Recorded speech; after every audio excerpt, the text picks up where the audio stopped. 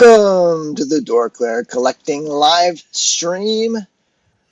We are going to talk about, it is the summer of Cosmerium, so we're going to talk about Cosmic Legions and a few different things there. We're going to talk about some San Diego Comic-Con reveals and exclusives. We got some NECA, some Super7, some I don't even know. We got a whole bunch of stuff. I think I got 57 slides today on our slideshow. Wow. Larry, what's going on, man? Nothing much. Hey, remind me, when did was the last time we recorded before the 4th? We've not was it like a week or two before the 4th? It was the week before the 4th, so it was like the 29th, 8th, 7th, something like that. Okay, Right. all right. I'm trying to think what my new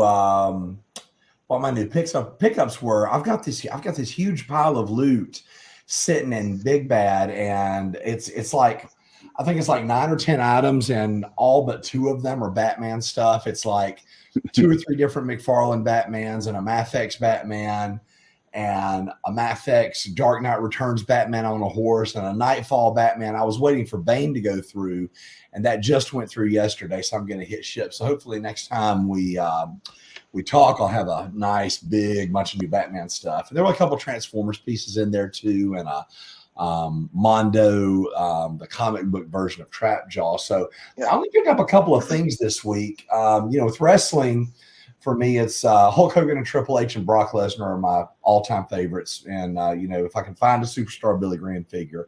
But I picked up the Elite Attitude Era Triple H, which is a really cool figure. Came with 3 different heads, 6 different hands, a chainmail shirt, a hat, a water bottle. I mean, a lot of accessories that they're putting in these things. I got a Hasbro, the G.I. Joe Classified Gnawhide, so another Dreadnought. And it's really cool because he came with 2 animals. And when I was a kid, I was like, anything with animals, give me Mutton Junkyard, give me Spearhead Max, give me, like, I love the animals.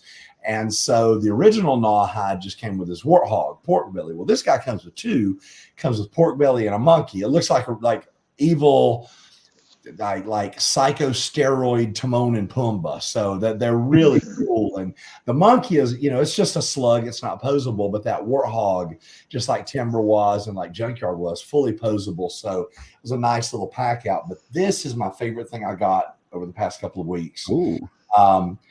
I've got another one of these coming in my pile of loot, but I saw this at retail and I couldn't resist because I love the Nightfall stuff. I've been going into every Target I can go into and every Walmart to try to find the gold label version of this, the blue one. And I haven't had any luck. I've resigned myself to probably going to have to just, pay for it on eBay. Pay the $60 on eBay. Yeah, it's the same thing I had to do with the other Azrael because I never even found that one at retail, just the regular before he got super armored up. But McFarlane's doing a really good job with these figures. From the waist down, it's the same figure, but this armor is different. And there's a lot of posability in this thing that you wouldn't think. It's got great butterflies, double jointed elbows, twist and swivel and hinge wrists, toe flexion, double jointed knees. I mean, I've talked about McFarlane before. You get a lot. I know he's gone up, $3 or $4. He was $20 for the longest time, but I think there's a lot of value that we're seeing in these retail figures. I resisted today when I ran into Target. They had some Studio Series. I don't know if you guys have seen them. They're it's kind of like not actual figures that were in the movie, but they're like concept figures that would have been designed for the Bumblebee movie. There was now Shockwave was in the movie, so they had that one. They had the design Megatron and the Sunstreaker, all of which I wanted, and I had them all, and I was like, bro, nah, I'm not gonna do it. So I know most too many Transformers. Well, it's not just that. Like I'm doing the great, like you can see back here, I've moved all of the He-Man and Mythic Legions into here, and I'm spilling over. So I've got some open space in the other room, and I'm just trying to be more judicious with my space. Like I collect Megatrons, and Sunstreaker is one of my favorites. So I'll probably end up getting those 2. I'm just going to wait to see if I can get them a little cheaper. I'm going to play discount with them. And I found myself doing that with more and more things. Like it used to be the minute that a masterpiece went up for pre-order, I pre-ordered it. And there's like, I mean, in my notes here, there's two things right now that have been released. They've got another version of that Masterpiece Optimus, but it's in the toy colors. And then Rigorous, which is a hoist repaint of a Takara coloring, a yellow coloring. And normally I would have had that stuff the minute it dropped, but I'm just I find myself doing more and more of that. And I'm sure you guys, I'm sure everyone does once their collection reaches a certain point. You're just like, I don't have room for all this stuff. So I'm really having to be more judicious. I'm pushing stuff into an eBay pile. Although I don't want to do eBay because then there's this whole tax thing now. So trying to figure out how to navigate that. And if anyone has any ideas on that, I'd love to hear that. But yeah, so that's kind of where it is. Just trying to temper my enthusiasm with a little bit of restraint. And that's not always easy. Curtis, welcome to the show. Thank you. Appreciate it. How you doing? Doing good. Doing good. Yeah. I hear what Larry's saying as far as running out of space and all this and that. So, but what I decided to do is just push forward, and so now I've started diving into 1.6 because I'm not taking up enough space with 1.12. Yeah. So I got this recently. This is it came in Red nice. Knight. Oh, but it's nice. The Red Hood, basically from Susu Toys. Yep. And it's really good. I really enjoy that one. And then just yesterday, I got the new Mondo Tila in. So, and she's really cool as well. So I was going to ask, I saw on the Mondo Facebook group, there were some folks having issues with her knees and the joint in the knees being discolored. Do you have that same issue? I saw the same post, and that was the first thing I looked at. And, there's like different parts of her where they've got like kind of blushed a little bit more. So like around her neck and then kind of that knee area, but mine aren't near as bad as what I've seen with some other ones. I don't even think mine's noticeable. What I will say is I've run into some issues with the wrist and the ankles just being really loose. So I had to hit it with some kikis. And I don't know if that's because they just haven't done a lot on this female buck yet, and they're still kind of working the kinks out of it. But my wrist and ankles were loose, but otherwise, no, it's phenomenal. So I'll probably pick that up on the aftermarket. I kind of slept on that one because since that was the first female body they were doing, I wanted to see. Or have you been buying the Mondo line, or is this your first piece?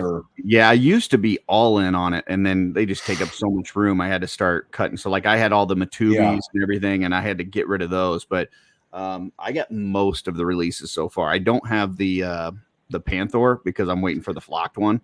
But I got skipped that one because of how much room the Battle Cat took up. Yeah. That Battle Cat's a beast. It's good though. It's cool. Yeah, and with Trap Jaw, it was like, okay, which version do I want? Because I knew I wasn't going to get all three of them. The same way. So I wanted that cartoon, that comic book version. But yeah, I was really just kind of waiting to see on that feed. So other than that, you think the female buck's pretty good? Yeah, like I said, the wrist and ankles little loose, but you tighten that up with some kikis and you're good to go. The rest of the figure's beautiful. So yeah. It looks nice. Yeah, all three heads are really cool. The weapons. She's got that snake arm. I chose not to. I was going to say it has the snake armor too, right? But it does have that if you want her to use that as well. So and it's got. I'm sure they'll do a goddess repaint. Yeah, they've got one of the heads is more of like the 2000X kind of hairstyle. Yeah. So yeah, cool, good stuff. So for me, I'm still on my Glyos kick. So I did get my two. So I had the Dan Larson Mighty cool. Maniacs. Cool. But then he released the accessory kit. So this sword and these wings and there's a couple other things. In fact, the gun I'm going to show in a second came with that set. But yeah, so the upgrade kit came in for the SG1, the Secret Gear 1, and then I also got the Secret Gear 2, which I think we talked about a few weeks ago. And this gun is actually from the Secret Gear 1 upgrade kit. But that's Dark Hawk, and he is awesome. It's really cool. And I know Glyos isn't for everyone, but I've been like just loving it. And it's funny because I was going to say earlier when you guys were talking about space, one of the issues for me is time. Like I just don't have time. Yeah. Especially it's so weird. Like you'd think that when I have summers off, I would have more time, but it's really a lot less time. Especially this year, my daughter is mostly home. This week she did a glass crafting camp, and so there's been a little bit of time. But I drive her about 40 minutes to it, and then it's a 3-hour thing, and then I drive her 40 minutes back. So it's like, do I really want to like go home and back and go home and back? And so it's like, it's just one of those things where like I just have way less time, and it's just so I haven't been really buying anything. I've been trying to avoid having anything come into my house because I just don't even have time to like open and enjoy it. So yeah. Hopefully when work starts up again, I'll have some more extra time. I still have this, that MPG train box set that came in. I still have this MPG 6 box sitting here with all of the stuff to combine them and put them together. And I've not had time to do the combiner. And that was the whole reason that I was buying the set. So yeah, time's at a premium. And I mean, Steph and I are training for, we're like 7 weeks out from the contest this weekend. So any spare time we do have, it's just like, oh my gosh, I don't feel like doing anything. Let's just sit on the couch. That sounds great. So it's, that's another thing too, is like since New Year's, I've been working out. Yeah. Like crazy, that's a solid hour plus of my day every day. Cause it's usually like a 45 to 50 minute workout. And then I usually go for a run. Yeah. So that's another 30 minutes. And it's like that just takes up so much time. Yeah. But it's like money, space, and time, and it's like they're all stretched. But like for me, time is the biggest one. But let's get into the chat here a little bit. We do have a super chat from Van Johnson who asks, "Does Larry ever let his figures skip leg day?" Only Professor X. Other than that, no. Good answer. And precious Paul Ellering, he had a knee injury, so we'll let him slide too. Brutal. And then we also got a 10 membership gift, our classic Joe Gonzalez move right there. Thank you very much. And let me start up here and let's shout out Cloud for being a member for 13 months. And we've definitely passed the year mark of the memberships. So we're going into year 2 of memberships now. Josh Artrip is here. Dub3, Juan Diego, Benji, Dave Orkin, what's up, my man? King Castle Sieger, William Golden, Hank, J-Mac, Storyteller. Let's see who else we got here. Sean Forrester, Slink, Jordan, and let's see here. Josh Artrip, I'm not sure if I mentioned him already. Cloud Foxwell, Cyber Rat, Braku Prime. Larry, you got to get a picture out to Braku Prime. We still need to actually, he commented. I posted a progress picture 8 weeks out, and he commented on that. So thank you for that. Oh, nice. Collectible Fun. Let's see. Keith Holven, Jeff Evans, Elliot Benitez, Kevin McCoy. And I think that's everyone. Stanley's Toy Channel was the other one that was in there. All right. Hello, everybody. Welcome to the live stream. We do have a giveaway today. Cool. Kevin Dufresne's here as well. Curtis, this is one that I feel like you're going to want. It is a Sentry. My favorite. Nice. I tricked you into coming on. You're not eligible anymore. So we're going to give away a Sentry because it is the Summer of Cosmerium. We're going to dive into the Summer of Cosmerium stuff now, and we'll get to the giveaway soon. So right now there's an awesome sale going on. Correct me if I'm wrong, Curtis. Was it 15% when they did the Mythic sale last? Like it was like around Christmas time. They did a sale. Was that 15% or was that 20? I thought it was 20 there too, but I could be wrong. Was it? Okay. Yeah, maybe it was. But yeah, so we have everything that's out is eligible to be on sale. And this is like, I do want to comment, this is one thing that I think is really cool about Four Horsemen, is that they are a level playing field kind of company when it comes to their retailers.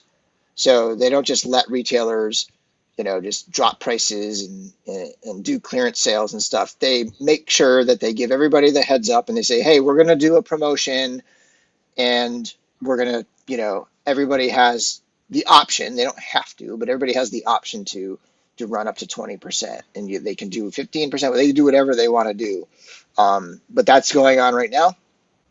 And so all three of the current waves that are out are on sale. I'm going to break down the prices here because I think it's interesting to look at, because some retail prices are like percentage wise way more than the pre-order prices, like the original direct prices, and some are less. And so it creates a situation where some of these figures are now equal to or less than the direct pre-order price, and some of these are, they're still higher than the pre-order price even with the discount. But we'll walk through real quick. Go back to that last screen though. Yep. I just wanted to point out, like, we didn't even start getting these in hand till about this time last year, and look how many figures we've got in this line. Like, yep. this line, we just got them in hand. It's barely been 12 months, so it's crazy how fast this thing built up. Yep. So, sorry, Larry, go ahead. No, that's okay. Just a clarification question here. So this is like, they've got that list of approved vendors on the site, and this 20% off is from any of the people who, like Big Bad, will have this stuff at 20% off. Yep. They have an option of doing it. They don't have to do it, but they all have the option. Yeah. Okay. Yeah. So you can up to 20% off. Yep. Yep. And so you could scroll through the participating retailers and like find a local one, or, sometimes they might be sold out of some of them. Like some of the smaller retailers, they don't get a ton, so they sell out.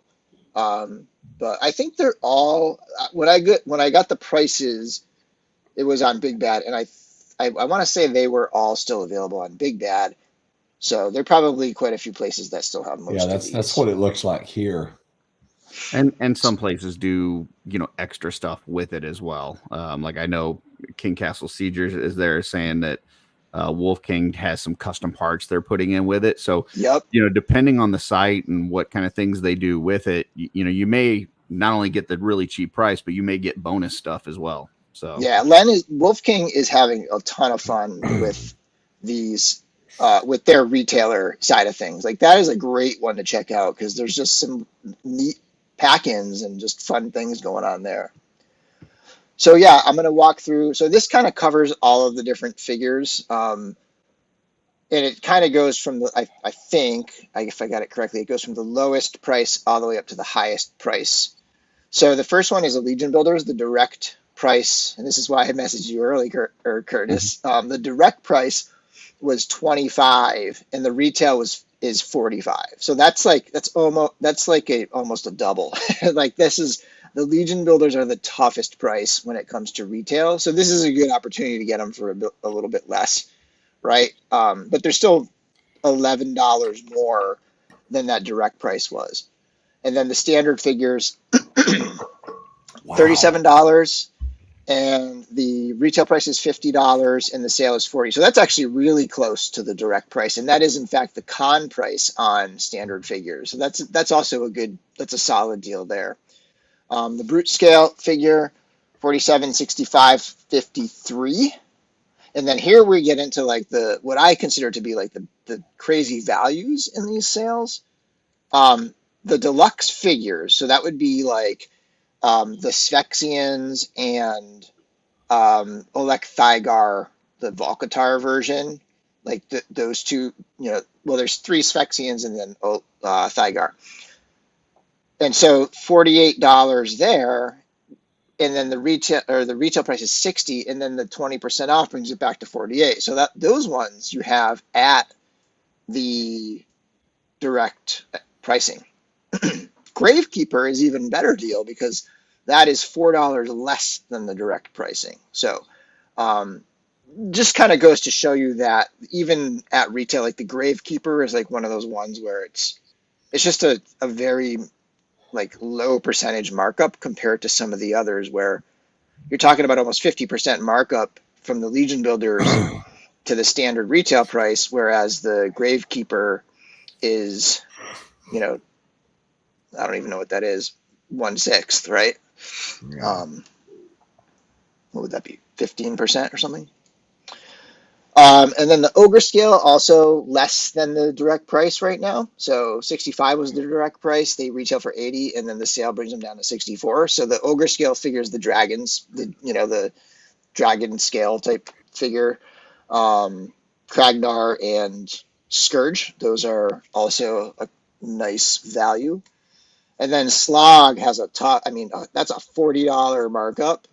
So bringing that back down to 96 is nice, but it's still $16 more than the original direct price because it was $80. I mean, when you think about Slog, like that direct price, it's kind of like the bear. Like that direct price is amazing. Yeah, I mean, he's a big boy. That's a lot of plastic. So. Yeah, that's a big chunky guy. But yeah, so there's your prices that maybe, hopefully it can help people. Here's a good one to note that most places don't charge taxes, which can make a figure cheaper. Yep, and that's a good. Taxes and shipping are a good, like free shipping sometimes. Yeah, like browse around. Yeah. browse around, right? Like Big Bad has the pile of loot. That's appealing. But browse around and see, like, because Big Bad, you're going to most likely get charged taxes. They're so big that I would imagine they're hitting tax thresholds or whatever it is in probably most states. But a lot of the smaller sites, they're not going to be, except for probably the state that they're in, which is tricky because you want to support a local. But yeah, anyway, but browse around and like check the prices and play with your carts and see. But you're at a point where like you can get cosmics, a number of cosmics for like the direct price, which is amazing. Well, and the Zaxius wave just hit the streets. So yeah, I mean, if you missed out on that pre-order and this wave is just now hitting, this is your opportunity to get it at dang near the original price, if not some cases better. So I mean, and I slept on for 40. And I slept on the Whiplash and Manny Faces repaints, and they're super cheap right now. Yep. So yeah, I highlighted the ones that are equal to or less than the original direct price there. Yeah. Also going on in the summer of Cosmerium is the favorite cosmic contest. So go check out Four Horsemen. Basically, you just post a picture, a hashtag, and make sure that you tag Four Horsemen Studios. That is a really important one, the tagging, because the way hashtags work lately on on Instagram, they're not all showing up. So you definitely want to make sure you tag them because that's how they're going to see it. But just post a picture of your favorite. They said that it's going to be random, so it's not like a photo competition where your photo has to look good. It's just going to be random, and then there's going to be a prize pack for the winner. So, and it will include the next figure we're going to talk about, the Heavy Gunner, which is right here with the amazing shot by Trevor, the Heavy Gunner. And so this is an IshCon debut figure. IshCon is coming up in August. Do you know the date, Curtis, of IshCon? I don't. I think we've got Van and Jordan out there, though. They definitely would know. Yeah. What's the date, guys? Let us know the date of first IshCon. Week of August, but I don't quote me on that. And yeah, so here it is. Sort of got a green and orange color combination here. I don't know if that's like significant to IshCon or anything, or if that's just sort of a, the latest colorway that they're doing. But it's it's a Tusk pilot slash. It's like a lot of Tusk parts with the pilot and the chest piece from the Gravekeeper and so on. But yeah, and then it's got the Vorga pauldrons, right? Yep. Yeah. And the Vorga gun. Mm-hmm. It's really neat what they did like from this angle, like what they did with that helmet overlay top thing, how they, they put that visor in there. It had that line. Like I went to check. I'm like, does it have a line there? And it indeed does have a line across the top there. A sculpted line, but pretty cool. Thoughts on this, Curtis? Cool. Yeah, I mean, I love any of the Tusk ones. I just think the detail that Treadway put into the Tusk is so good from a customizing standpoint. That's really why I love the Sentry so much, because it's just, it's like a blank to do whatever you want with. And they can paint these things up, 100 different ways, and I'm going to buy every one of them because I think they're all awesome. So. Yep. And the price is $40 at the show. I'm assuming it'll be $37 when they do so this is going to get, I think they said in September, it's going to get a online in stock. So it's not going to be an unlimited like pre-order type situation. It's going to be an in stock. But I'm assuming it'll be $37 at that point. Though I don't think they've confirmed that. Maybe it'll be $40, but and Blake's in the house. What's up, Blake? There he is.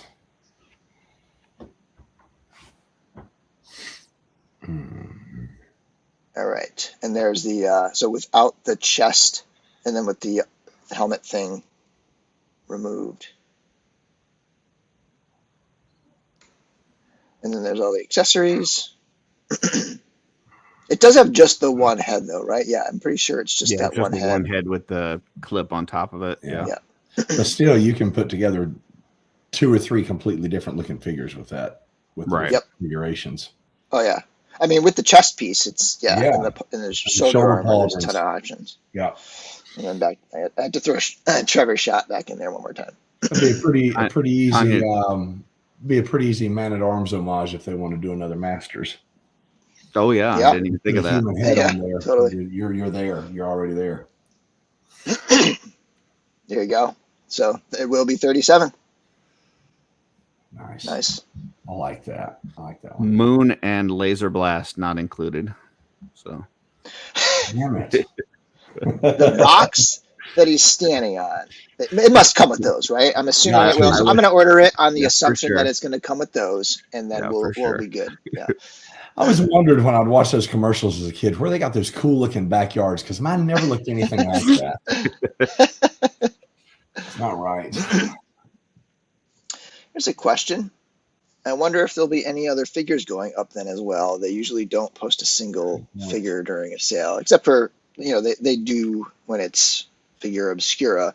But he did mention that there's going to be other stuff, but he said you'd have to wait and see. Okay. My guess would be, we haven't had any test shots for the other cosmic waves, or, I would imagine that would be something that's probably coming soon. Maybe they would throw in something else. I don't know. I'm sure there's going to be some other things, but who knows? If I had to guess, I would also say test shots. But we'll see. So we haven't gotten Poxus test shots yet either, have we? I don't think so. And we haven't had Cosmic 2, Zaxius, and Poxus. So those 3. Yeah. Yep. Just a reminder, I'm not giving away a shirt today, but because I'm kind of running out of sizes, I don't want to do a giveaway and then say, "Hey, I don't have your size, sorry."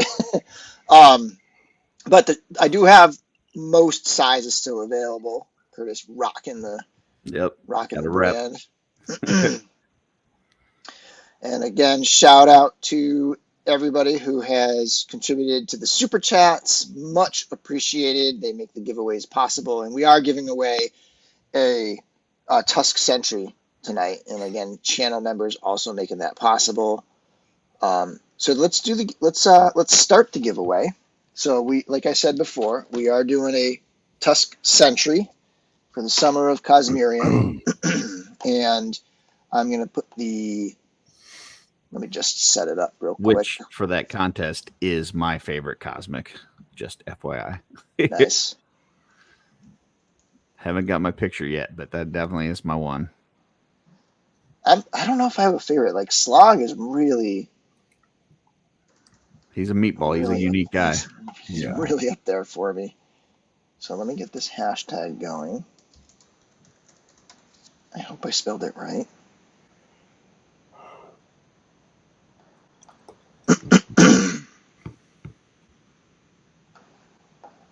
We also haven't gotten test shots from the Legion's Con exclusives from last year. Oh, yeah.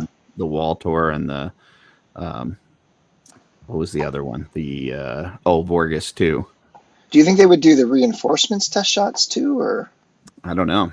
Did they do, they didn't do the first reinforcements test shots, I don't think, did they?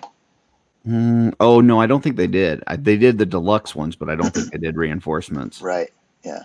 But this is a little bit different because they added some new characters, so I don't know. Right, yeah, there's totally new characters. All right, let me pull this down and share that. Just don't get a test shot and paint it, people. That's not what we do. All right, so it's hashtag Cosmerium. I think I spelled that right. I put that up because I want to make sure it matches my. Hey, Cookie's out there. Happy birthday, Cookie. Hey, happy birthday, Cookie.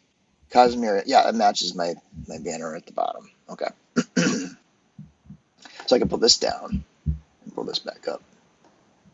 So we'll let that go for a couple news items. And we have Brutal Realm is going to be kicking off their Kickstarter, and I want to say it's coming soon. They messaged me the date. I don't know if they've published it online, but it's coming in the next week or two. So be ready for the Brutal Realm Kickstarter. It'll run for a month and a half. But I wonder if Trevor is in the chat. I wonder if he did these photos. I think I heard that he did. These have his. These definitely kind of have his vibe to them. They're really good shots. But these big, bulky barbarian figures, and so they'll be coming on the show. They're not coming on until early August because I'm going to be the week after next. I'm not going to be around. I'm not going to be around next week either.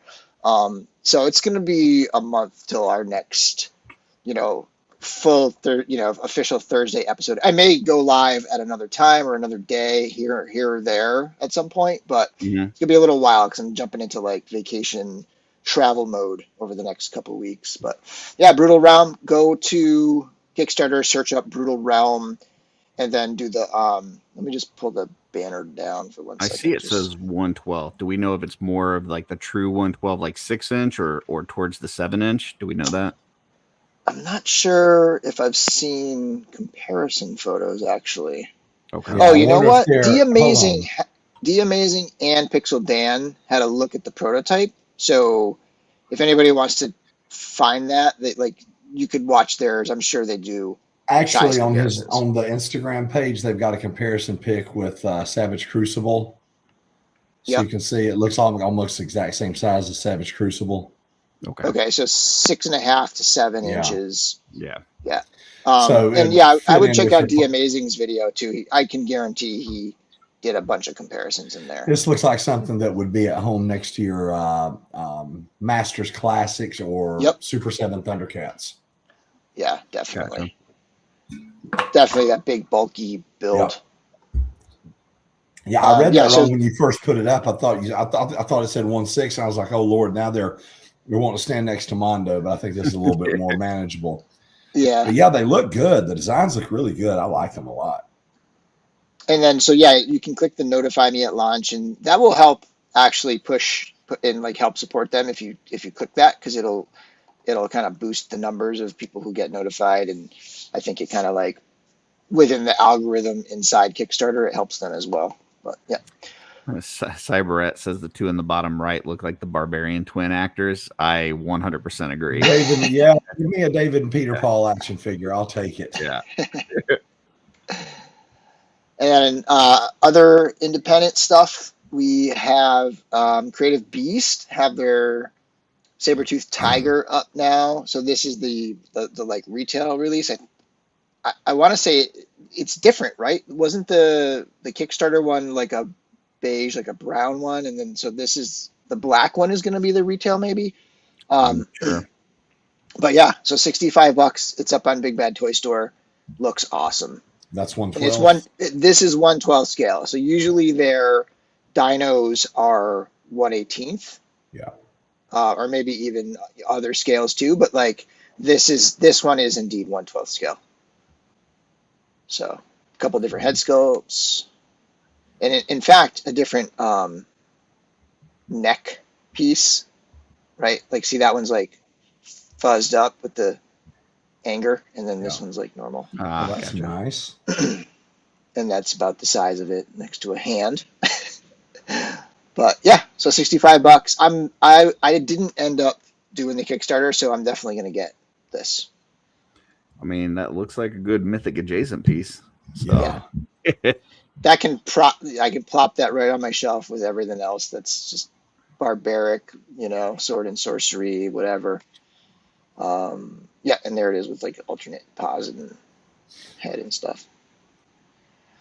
And then this real quick, I guess people are saying we know it's a Rattler, right? Like, is that right, Larry? We don't know because that emblem was used on the Rattler and the Firebat. The Firebat was the little smaller flying instrument that came with the Terror Drome. So I'm gonna say if it's 1/12, it'll be the Firebat. If it's 3 3/4, it'll be a Rattler. Sorry, I'm crossing over He-Man. It'll be a Rattler to accompany the Sky Striker that they did 18 months ago. That makes sense. But they use that same emblem on both of those. So I think it's smart by Hasbro. It gets people talking because it's completely unclear because it was used prominently on both of those vehicles. So there's some people are saying, oh, Rattler is pretty much confirmed. It's the Rattler. So then it's confirmed to be 3 3/4 then, right? I can't see them doing because the Dragonfly they did in for the classified line, and that was $270, $280. If they did a Rattler, you're looking at a $500 piece probably. Oh, classified is confirmed according to Jeremy. Really? Where was that confirmed? I'd love to catch that because that'll be so far a price tag, speculation. It's classified. Yeah. If it's classified, then wow, okay. Yeah, that is classified Cobra Commander for sure. Well, I'm not going to get into the minutia of what's what with the different designs. They've had 7 different Cobra Commander designs in both lines, and so that can go either way. Has it been confirmed by someone? Say on the live stream? Sean Forrester is saying it was on the. I'm not saying you're wrong. I'm just saying I've watched all the live streams and I haven't heard that. So G.I. Joe Rex Reddit. Cool. Awesome. If it is, I'm going to try to find a way to get it. But until I hear Hasbro their say post it. uses the hashtag G.I. Joe Classified series. Okay. So that to me would be a confirmation, right? If they're using the hashtag G.I. Joe Classified on their social media post for specifically the HasLab. If it's specifically a post for the HasLab, because I know that the live stream event is going to cover multiple things. But anyway, whatever. We don't need to. No, I hope it is. I really do. That would be awesome. I would love to see what price point. The only thing that's going to suck is I love Wild Weasel, and if that's the only way to get him, that's going to blow. Yeah, I could see this being like a wall piece. Yeah, this will be a monster. It'll come with. I mean, the Dragonfly's coming with 4 figures. I think the Dragonfly's coming with 4. Something like this would have to come with like 5 or 6.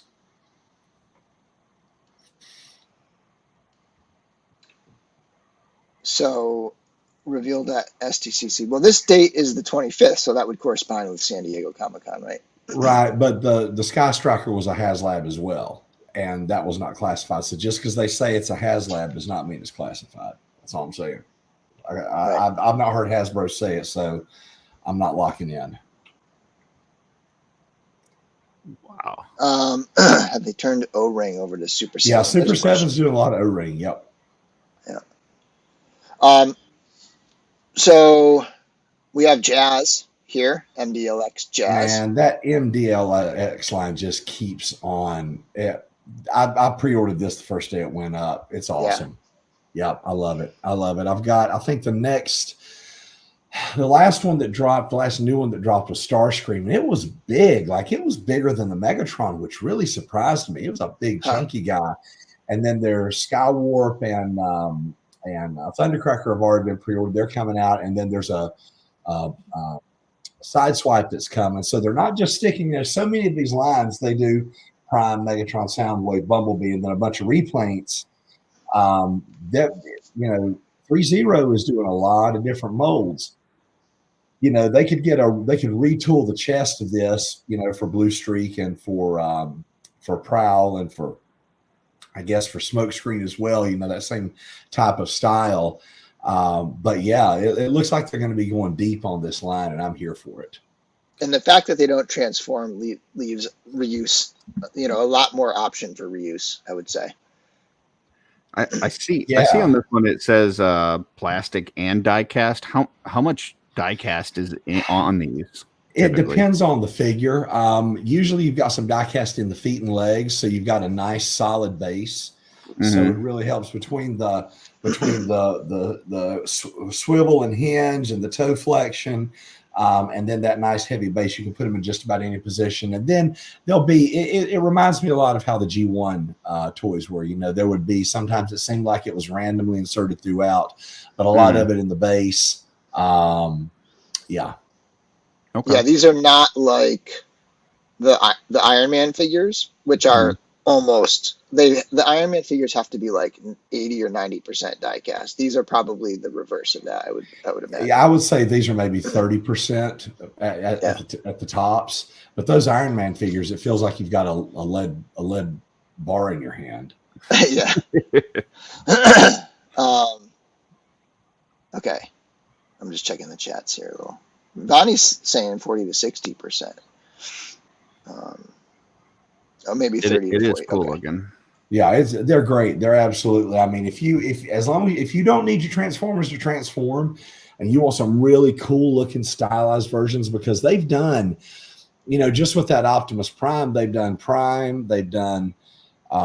two different paint schemes, like one that's more of a comic book, one that's more of a cartoon. They've done a Nemesis Prime, they did a Shattered Glass, they did an Ultra Magnus. With Megatron, they've done several different decos, one that was a toy deco, one that was a animated. They did a G2 deco. So they're really, and then obviously with that Starscream, you get the 3 Seekers, and then you throw a cone head on there, and you've got Thrust Urge and Ramjet. So there's a lot of stuff they can do here.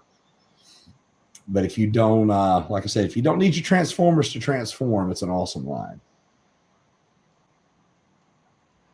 All right. A little jump in price here. We got Casey Jones. So this is the second Mezco, Mezco Con / San Diego Comic-Con exclusive figure revealed. The first one was Snake Eyes, Casey Jones. Casey Jones sold out really fast. It went quick. It went in like 5 or 10 minutes or something like that. Like 6 minutes. Yeah, it went real quick. So this one, they are going to have it at San Diego. So if people are going to San Diego Comic-Con, or if you know somebody going, you might be able to pick one up there. But this will probably be a tough one to get. Thanks to Bill, I was able to snag one. I had set an alarm for myself, but I was in one of my doctor's offices and having a discussion, and I'm coming out and I'm replaying in my head like some stuff he wanted for the next time. And I look down at my phone and Bill's like, Casey Jones is going up. And I'm like, crap, thank you. Because I completely forgot. But I picked one up in hopes of being able to trade for that Snake Eyes that I missed out on. So if anybody on here got Snake and doesn't want him and wants to trade for Casey Jones when that sucker drops, we'll do a straight up exchange. You got some Charlie Sheen vibes on that unmasked head. Charlie Sheen from Hot Shots, totally.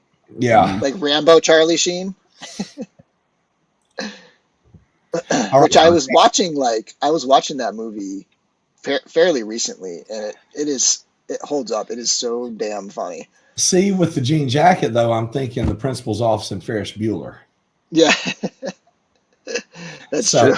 I stand corrected. I'm looking at the Hasbro Pulse, the Pulse Twitter, and sure enough, it's hashtag classified.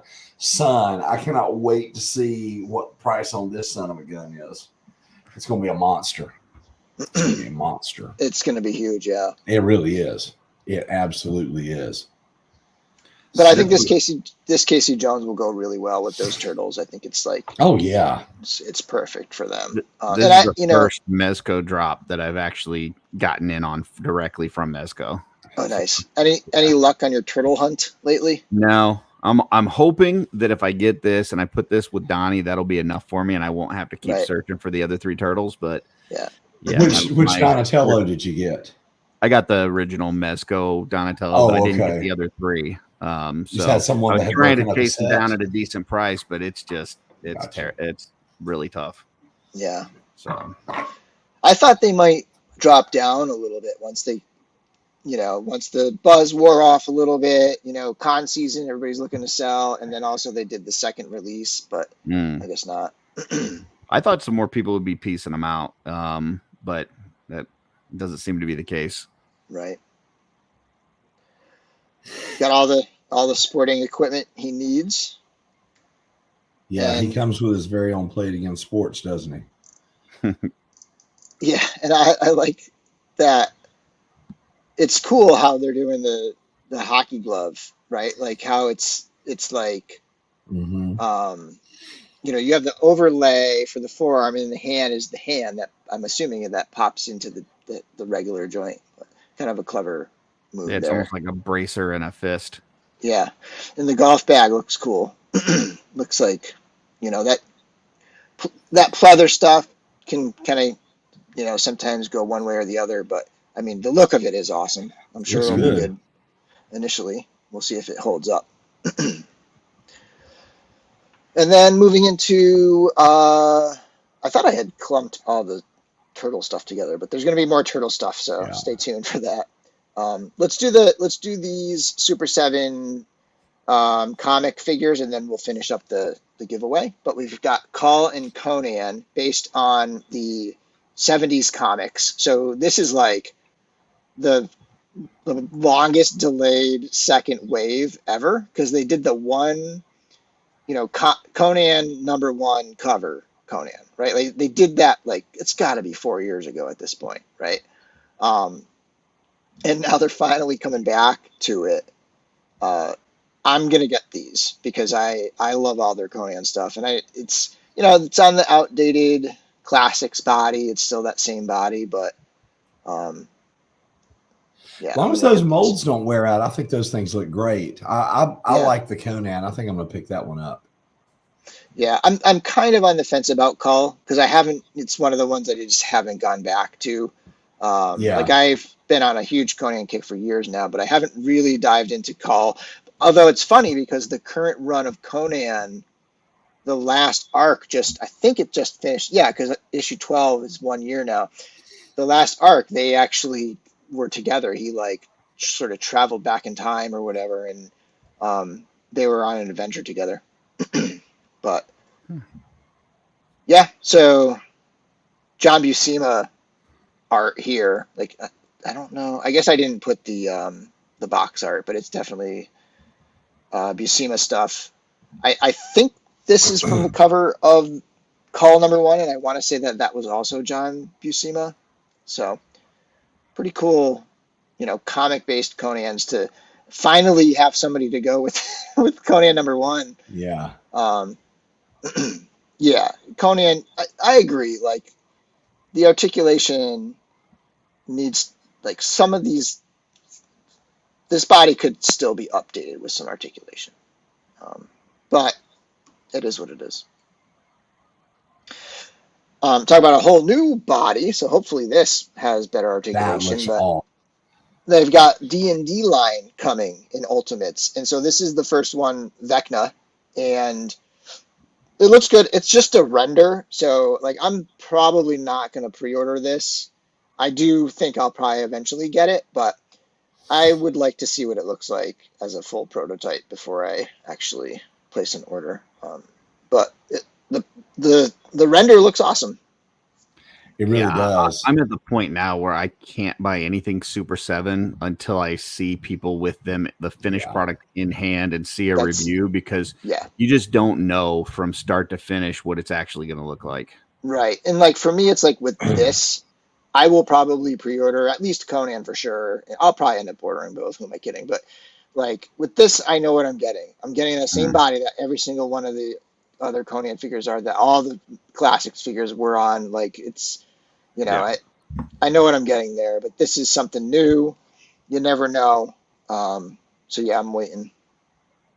Yeah, I mean, the only Super 7 line I'm still like really in on is Silverhawks, and I would rather, you know, pay a little bit more if I have to down the road to get a figure that I know what it actually looks like, than to pre-order it and be disappointed when it comes. So, but this has got to be really tall. I was like, it looks lanky.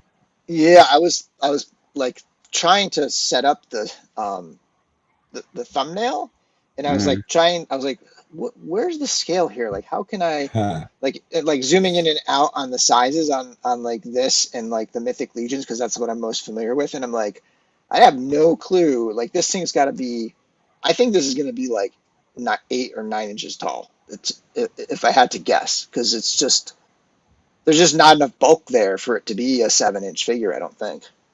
No, not the size of the head and everything else. Yeah, exactly. And then so Sheila from the cartoon.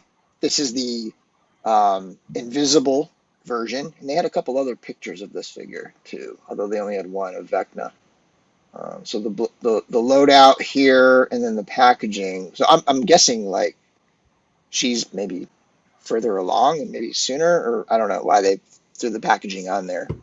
These are just teases. These aren't up for pre-order yet. I think these are like officially going to be revealed, like fully revealed at San Diego Comic-Con or something like that.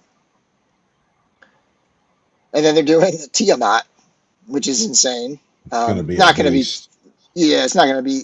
It's going to be huge. It's 15 inches tall and 20 inches long.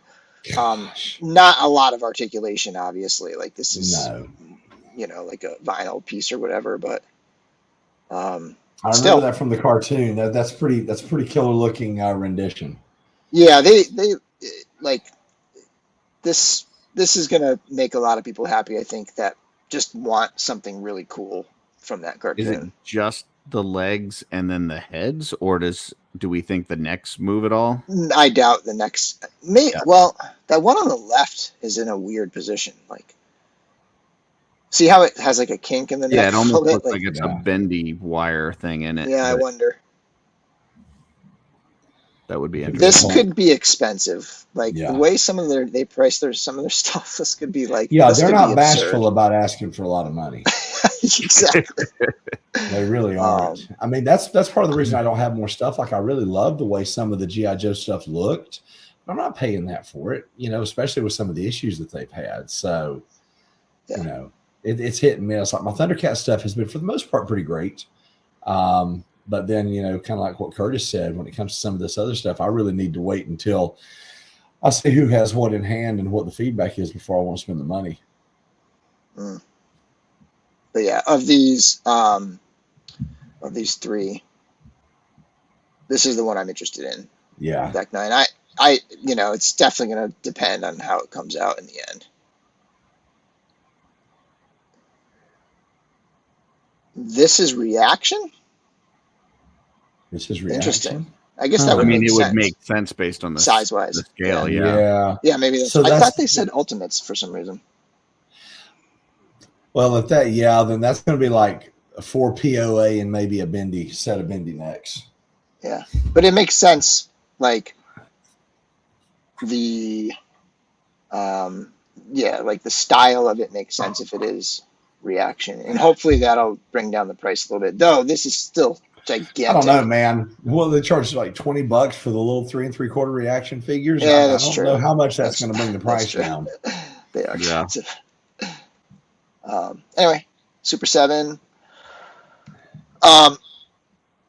Also announced just today, just very like hours ago, basically, that they're doing Mikey's Pizza Turtle Van repaint. So I think I saw this recently on my D&D campaign. So. Oh, really? Yeah, I think Joe Gonzalez threw this in for us. So. So this is the first one was 500, right? So this will be 500 as well. So this thing's going to be pricey. But is it all? I mean, I don't know if you can tell, but is it all the same sculpt and just total repaint? I haven't looked too closely in there, but I think so. And then the different accessories. I think it's. I'm going to guess it's the same sculpt.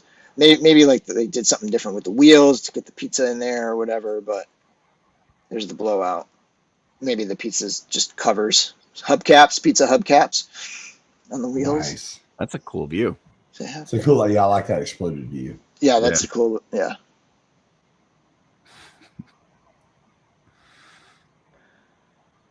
Yeah. The boombox makes me look for Gomez and Grub. Yeah. Yep. It looks like, was it the Christmas boombox? There was a Gomez boombox that had a very similar color scheme, I think. I want to say the Christmas one, maybe.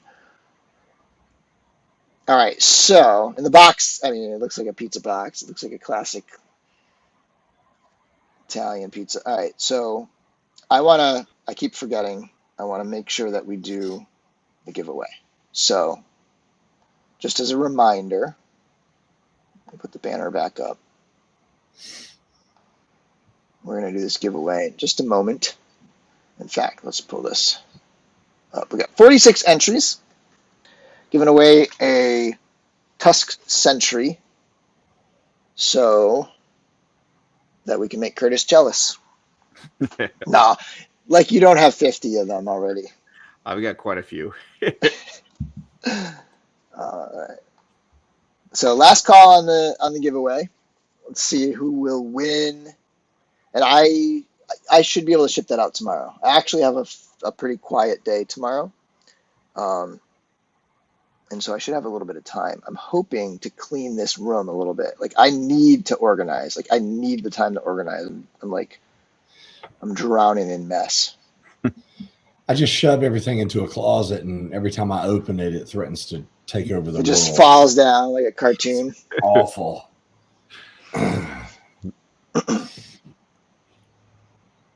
All right, like another 30 seconds, folks. Get those hashtag Cosmeriums in there. My wife has her salon set up in the spare in the bathroom that's off of my collection room, because of course that's a bedroom that's not a bedroom. And the other day she walks through there, and I had the light on in the closet. I was trying to do something in there, pull some stuff out for eBay. She looks in there, she goes, "Look alive in there," and then just kept walking. Like, yeah, you don't want any part of that. Thomas is here. You're right on time. Right on time. All right. Here we go. Everybody going to spin the wheel. We've got 54 entries. Good luck. 3, 2, 1. Here we go. Good luck, everybody. If you win, make sure you send me your address so that I can send this out. I will likely get it out tomorrow. You can either message me, and congratulations, source figure. You can either message me on Instagram or Facebook, or you can send an email to podcast@dorklair.com. Just make sure you put your mailing address in there, and I will get that out to you tomorrow, most likely, if you email me today. All right. Let me get that banner down. Congrats. And this is just a quick one because it's a reissue, but I think it's a very welcome one because this set is phenomenal. And so they're doing individual packed wide release. These are up on the various retailer sites of the Target 4-pack, the Lawson Turtles from the Mirage. What's the run called? Return to New York, I think. And so that it's the same, but it does come with extras. So each figure comes with a couple accessories that we've seen like spread out through like other releases in the line. So there's that. I know some people were like griping about how, oh man, I bought the original one and now they're doing this with the extra pieces and stuff. So yeah, you might feel a little like pulled to order this, but it's great. I think for the people who just don't have it, it's awesome because the set is, I mean, it's the core of that line. Like you gotta have these. You can't have a Mirage turtle line and not be able to access the turtles. So pretty sweet. It's an awesome set. One more thing I still haven't opened, and I've had that for what, a year? Ridiculous. It has been a year, yeah. Yep. So there's that. And then this just leaked, or yeah, I don't know if it's a factory leak or what, but it's like up on eBay. But Karai is getting a release, like Karai as Shredder, like disguised as Shredder. So that's pretty cool. In the back, we've got a couple little teasers, I guess. I think they've shown the Rat King. I want to say that they've shown the Rat King like maybe at SDCC last year or something. So with this figure, I'm assuming we're going to get the Rat King and a couple others there coming with this wave, I guess, I would imagine. Or it says to be continued. Maybe those are future releases. I'm not sure how they do it. I can't remember how they do it with this, but the Rat King must be coming soon. They teased that a while back. And that's it. That's everything. Wow. Oh, we took it to the end with the giveaway. Yep. Made it through all the slides. Yes, 57 slides. Did you guys see the last Ronin Mikey without any of his gear? Got bandages all over and everything. Looks odd without the bandana. Oh, the injured Ronin. Yeah, I saw that on somebody put a picture of that up on Instagram. It looked pretty cool. Looked beat to hell, but it looked cool. Yeah, it did look very odd without the bandana, but the sculpt, I'm sure they're just reusing that same sculpt over and over for that last Ronin stuff, but it really looked good. Like that one. Okay, I liked it a lot. Okay, I'll check that out. I'm not gonna look for it now because going to Preternia and looking for something specific, it's like you just scroll for a while because he posts like 30 times a day. I met John at, I think his name's John. Yeah, I met him at Legion's Con last year, actually.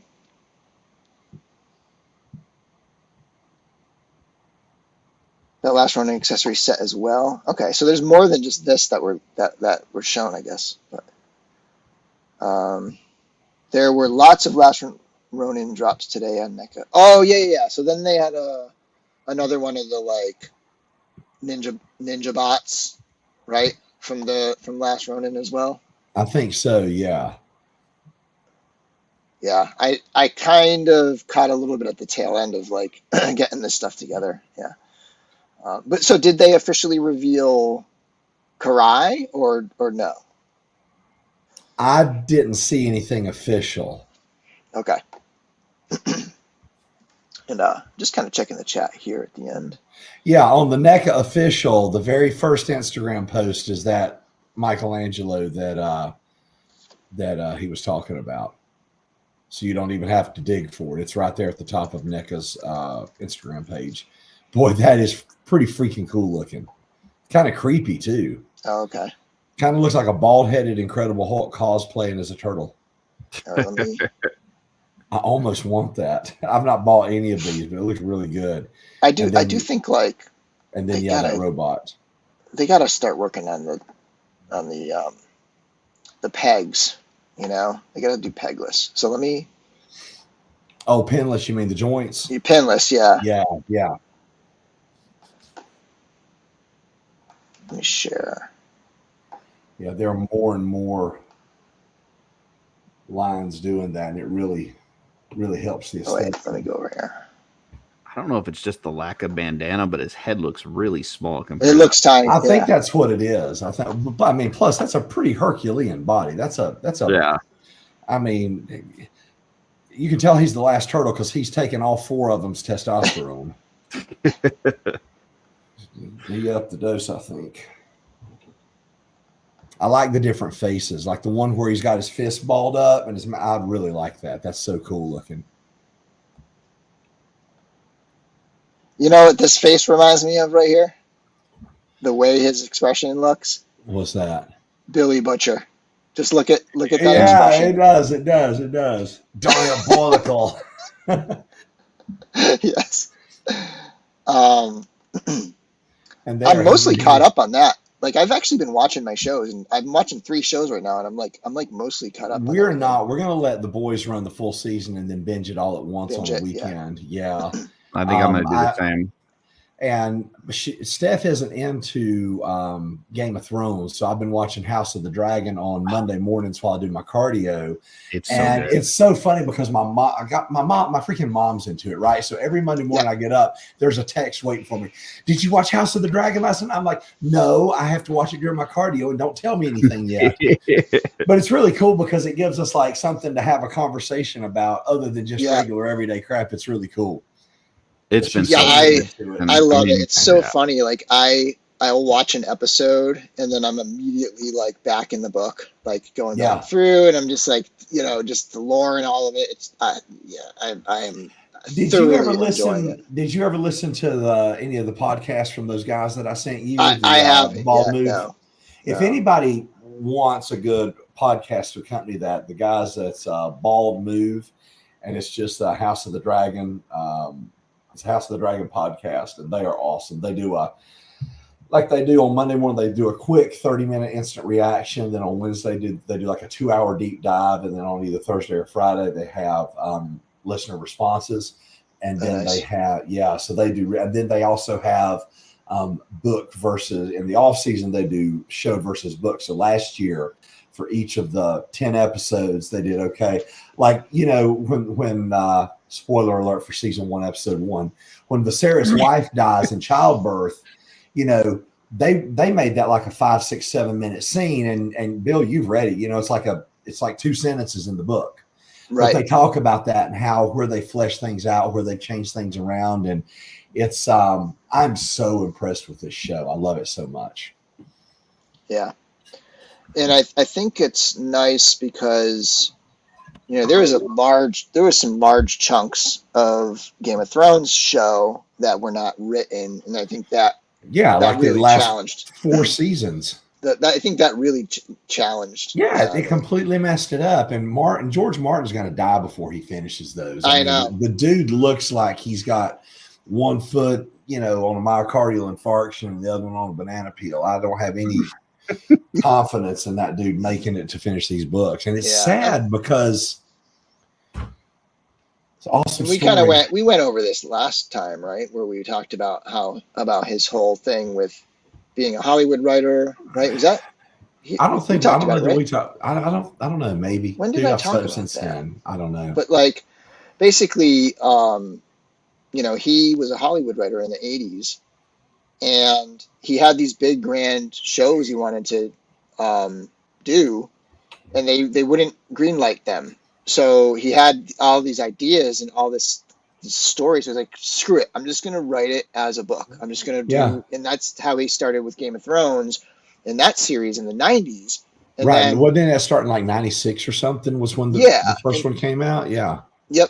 I didn't start reading it until like 2000. So I had a weird situation where I was able to read books 1 and 2, and then 3 was coming out like right away. So I had 3 books all at once, and then I had to wait many years for Feast for Crows, and then wait many more years for Dance with Dragons, which was 1 book. So you only got I think it was like a 10-year wait for a Jon Snow chapter. Yeah. But we've surpassed it already because I think Dance came out in 2011. Oh, yeah. So we're already now we're way beyond that. 13, 14 years since the last one. But I think it's like he got the shows he wanted and the ultimate goal of the shows. And now I don't think it's as I don't think his mind is as geared towards doing that anymore, because it was originally ideas for shows.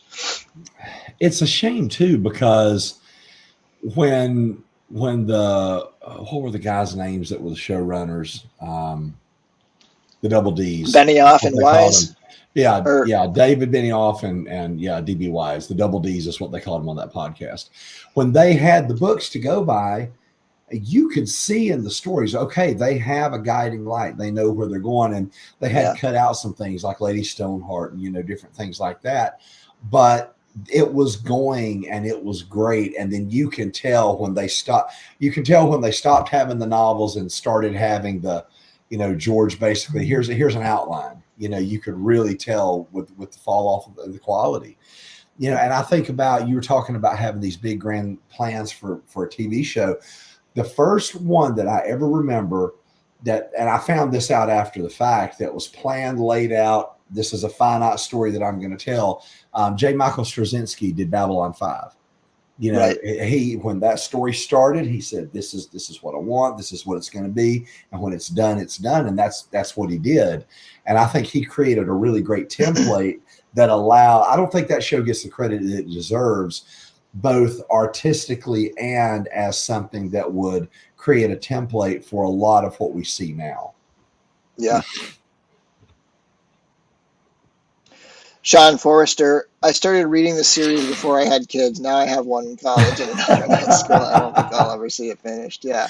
I knew for you, dude. Your kids are going to have kids in college before those books are done. Yeah, it was. I mean, we're almost at the 30th anniversary, right?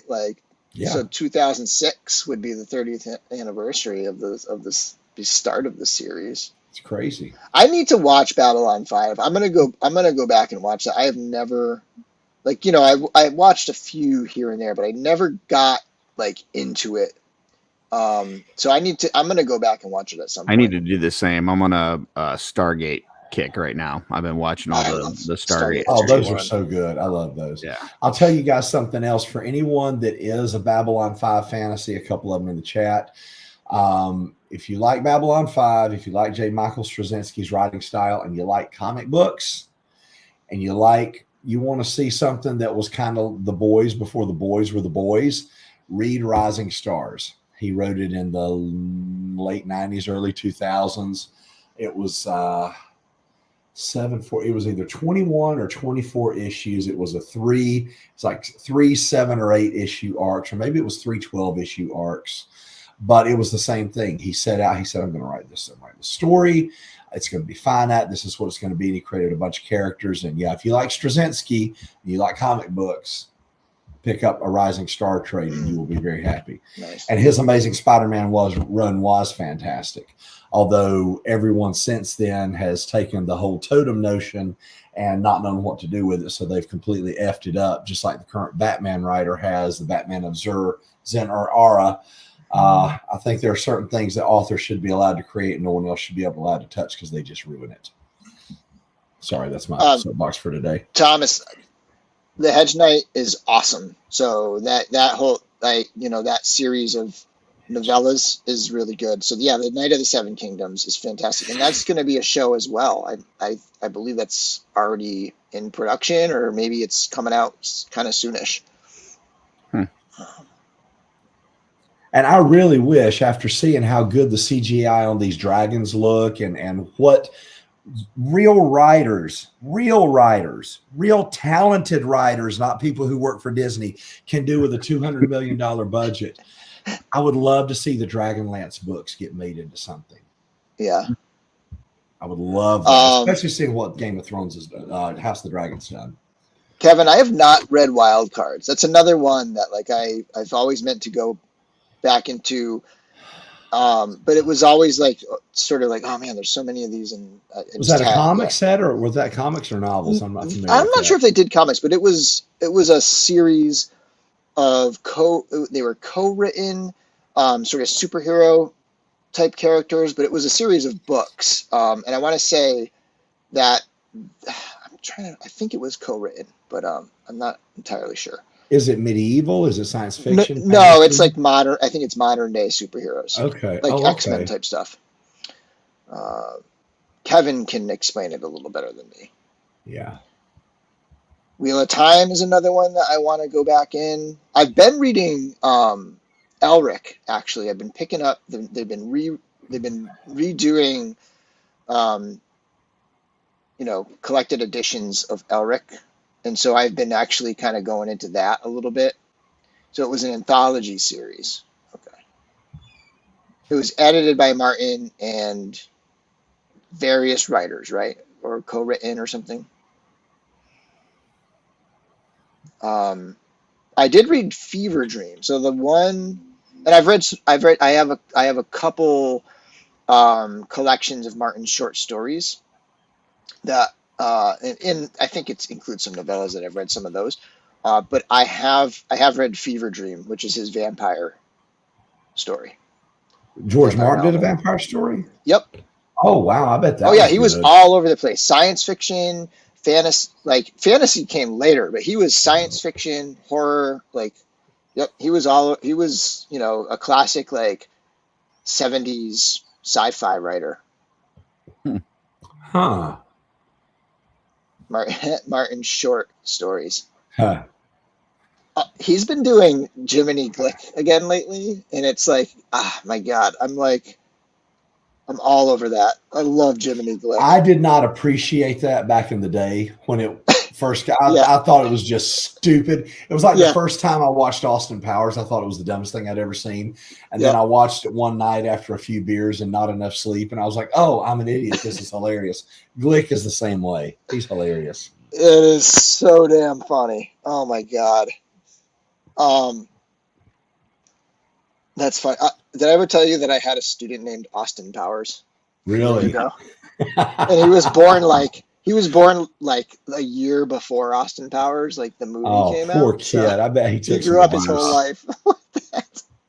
But it was probably completely unintentional by his parents, you know. I really hope he had the wherewithal to just lean into it. I really do.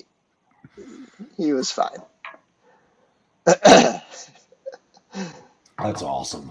I've had some crazy student names. There was a Harley Davidson. Nice. I had my all-time favorite. My all-time favorite was Lionel Richie Martinez. That's fantastic. That's awesome. We didn't have anything interesting like that. Everyone where I was from was a Smith or a Jones or, you know, we were boring. No Tommy Lees. Definitely not where I was from.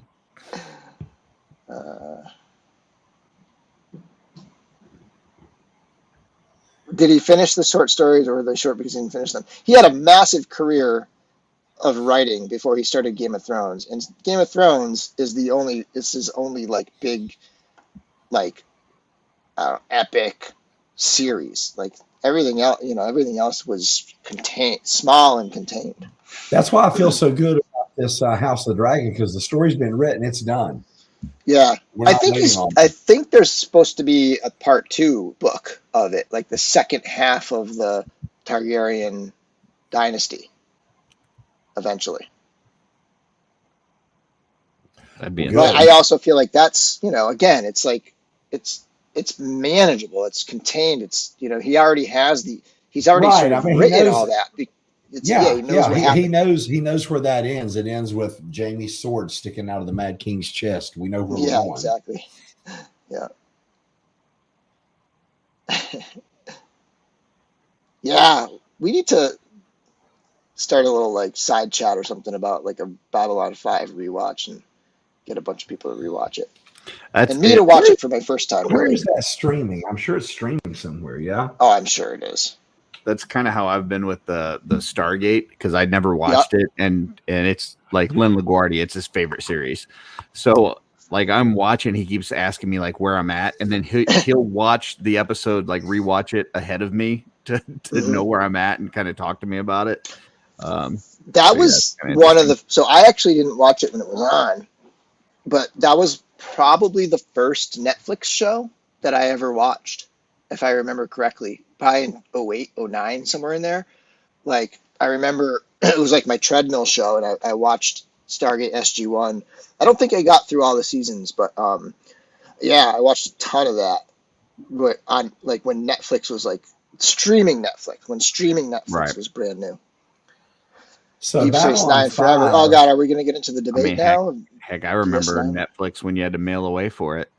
You know? Oh yeah, I just ended that like a year ago. Like when it just ended one day, and I was still getting them like a year ago.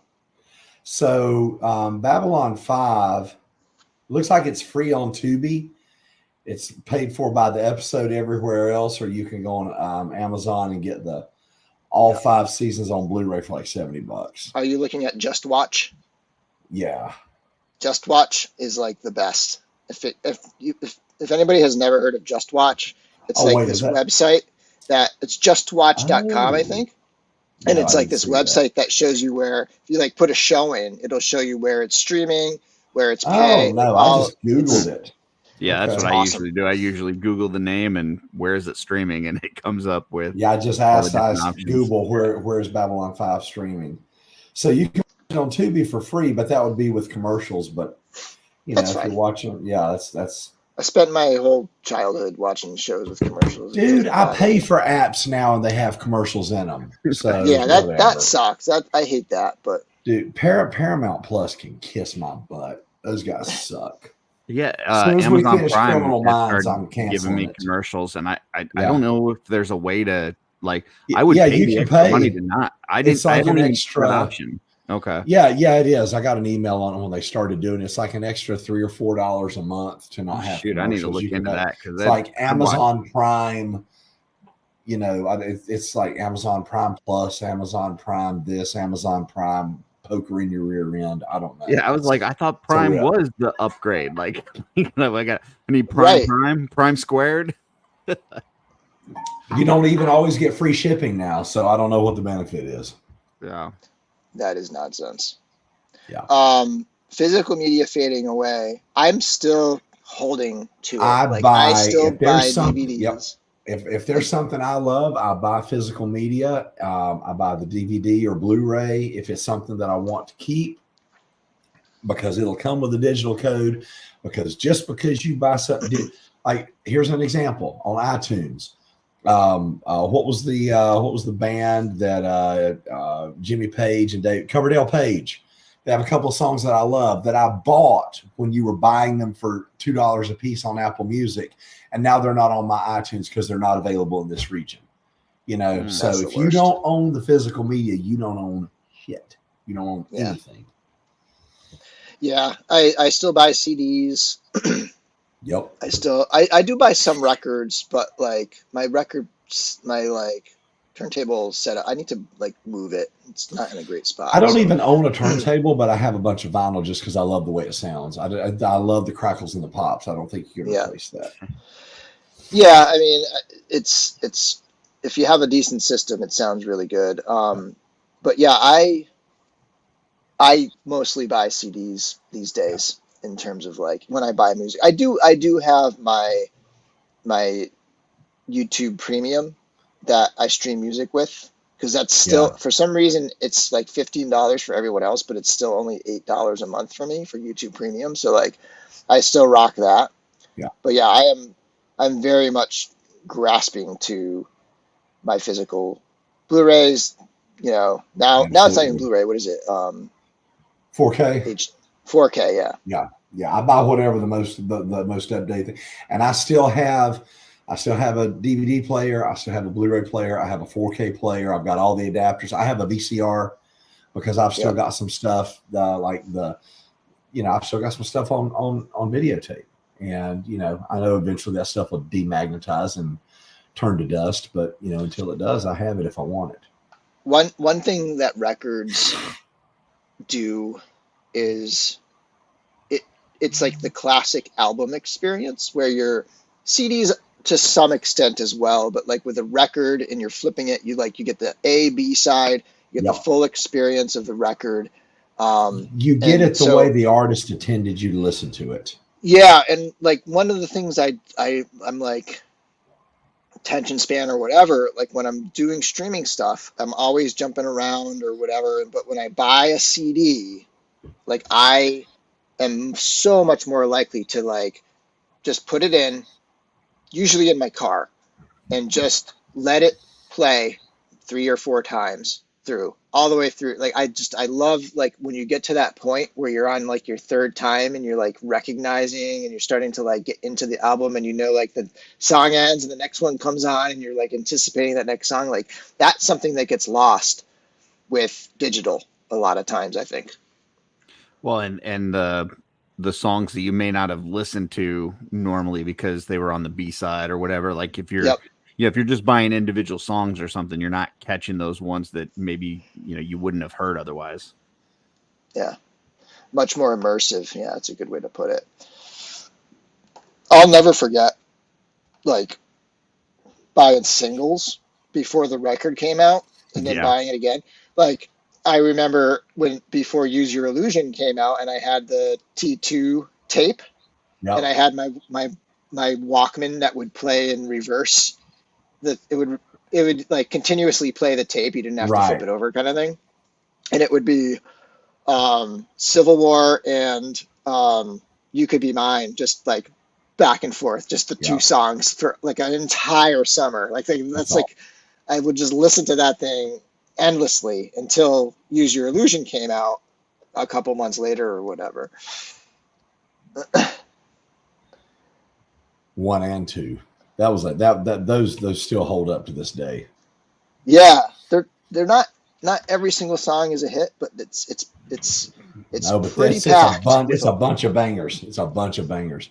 To this day, I'll still do that. If I'm in the gym and there's a song playing, I'm like, wow, I like that. I'll Shazam it.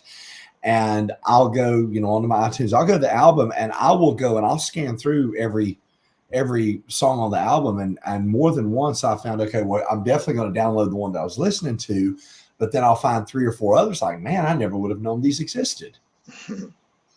Speaking of Use Your Illusion, did you check out the reissue, remaster, whatever that came out about a year ago? And they released some unreleased concerts from that era. And it was like some shows. There was 2 shows, one before Use Your Illusion came out and one after. And it was some really great live stuff on it. Really good. Axl was so hit and miss live. I remember I had a guy that I trained with back in the late 90s. And he had this vehement hatred of Guns N' Roses because he had worked, a summer to buy tickets. So they were touring one summer with Metallica and someone else. I can't remember who else they were touring with. They were coming to Charlotte, and tickets were, a couple $300. And this is in the mid 90s, 92, 93. And he had saved his money. He was in high school at the time. And he went to the concert, and Axl showed up drunk, flipped off the crowd, and left. And he never forgave it. He was that's the tour that they got banned from St. Louis. Okay, so you probably remember what year that was. They were banned for. I don't know if they're still banned, but they were banned for a long time. They weren't allowed to play in St. Louis. It's a shame. Yeah, they Axl in particular, like, really just burned his bridges big time. I have tickets to see Slash's Snake Fest or something like that. Like, I don't know, like, if there's all these other bands there, but like, I'm going to see Slash next month. Now I've got an album of his. It's with Miles Kennedy. Oh, that's he toured with him? Is he touring with him, or is he by himself? I'm not sure. His newest album is not with Miles. It's like it's like various artists. So maybe Miles is on like 1 or 2 songs, but because that Miles Kennedy album is a banger, dude. It is a kick-ass out. It's a really good album. Yeah. And I'm sure he'll play songs from it. I'm not sure who's like touring with him, but who was the other? He did another band. It wasn't really a super group, but it was all notable. Velvet Revolver. Yes. Right? Oh yeah, that was a good album. I love that. Yeah. I just looked it up. It was 91 with that here in St. Louis, and apparently there was a person in the crowd that had a camera, and he flipped out and jumped in the crowd and took the camera from the guy and started fighting him, and then he threw a bunch of equipment off the stage at the crowd and then left. They were only like 1 or 2 songs into their set, and he just left. Yeah. The one in Charlotte was something very similar. I think they sang like one song and he got pissed off about something, and somebody in the front row gave him the stone cold salute, and he wasn't having it, and that was it. Yeah. Do you guys remember when this was a big MTV thing, when there was a concert where Skid Row and Sebastian Bach threw a bottle and it hit some girl in the crowd and like yeah. shattered on her face. Remember that? That was my hometown. That was Springfield, Oh Mass. my My gosh. sister was at that show. And it was like they kept playing it over and over again on like MTV and stuff. Gosh, that's hilarious. And then he sobered up and stopped writing good music. I don't know. You can't have both at the same time for some reason. It's tragedy. One or the other. It is. It really is. So I guess we'd rather have him alive than, talented. I'm teasing. But yeah. Alrighty. All right. I think we ran the gamut tonight. Yeah. Some folks were saying they love it when we talk music. I know, Curtis, you hate it when we talk anything but toys because we're a toy podcast. No, right? I don't hate anything. I love everything. Curtis, I don't Curtis, have I'm going to get when you start talking about reading because I don't read much, but That's right. We're gonna get Nerd Silicone here again, and he and I are just gonna turn into a wrestling podcast. That we still need to. Nerdy was on an episode of Saturday Night Live, and the Hedgehog just talked wrestling the whole time, and I loved every bit of it. So he has finally gotten back to doing content. He did a thing a couple weeks ago. Said he's gonna make sure he's doing one thing a week, and I'm glad too because I really enjoy his content. I think he gives a lot of good insight to collecting, and I just think he's very knowledgeable, but the way he presents is really enjoyable. So I was really happy to see that he's doing more. It's cool to see a retailer sharing the retail side in that perspective. Yep, it really I actually is. Missed a streaming show last week that I'm normally on because we were watching Money in the Bank with the kids and I. We gathered around and we're watching it. So, what'd you think about the botch on the non-kick out? That was crazy. Was that not awful? I was like, oh my gosh, I can't believe they did that. And then when they asked Triple H about it at the end, and he just was like, yeah, looked like he didn't kick out. I don't know what to tell you. Did you watch the WrestleMania XL behind the scenes documentary they put up on YouTube? I don't think I did. It's not on the network. It's on YouTube. Okay. It's behind the scenes. It's basically, there's a little bit of revisionist history in there. They're not going to say The Rock wanted to bump Cody and the fans revolted. I mean, there's a little of that, but it gives you some good behind the scenes stuff, and it's really entertaining. It's like 48 minutes. It's worth the watch. I'll check it out. All right. Well, thank you everybody for joining in. Thanks for the super chats and the memberships. Much appreciated. Congrats to the winner. I already forgot your name, but the winner of the giveaway this week. Source Figure, I think. Source Figure. Yep. Thank you. Curtis, what's up next for your various shows?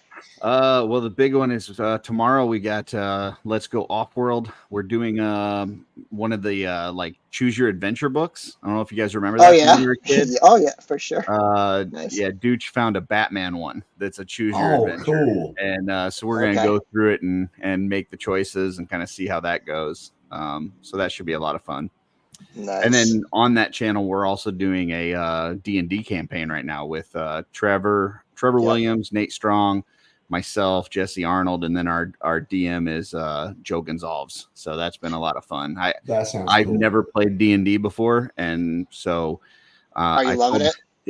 It's been fun, but I told him it's kind of like when you see like a newborn horse and it's trying to stand up. Like that's me right now. Like I'm awkward as all get out, trying to figure it out. So, but it's been fun. Nice. Yeah, I wanted to participate in that, but I couldn't commit. It's too much going on. But it looks like fun. I have it queued up. I haven't started listening yet, but I definitely want to check it out. Yeah, we've got that to where you can just listen to it audio because some people told us they'd rather do that. So you can either watch it on YouTube or listen to it. I think it's on Spotify and all. For me, that's an audio thing. Like that's a lot. Those are long chunks of time. So it's like I want to just listen. But yeah.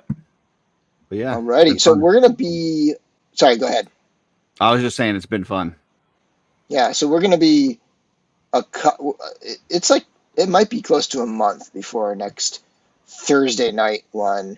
I'll try to squeeze something in on an off night or maybe a Saturday morning or something in between now and then. But yeah, I got a lot of summer travel type stuff happening going forward. But yeah, all right. Thanks, everybody. Until next time, may the force be with you.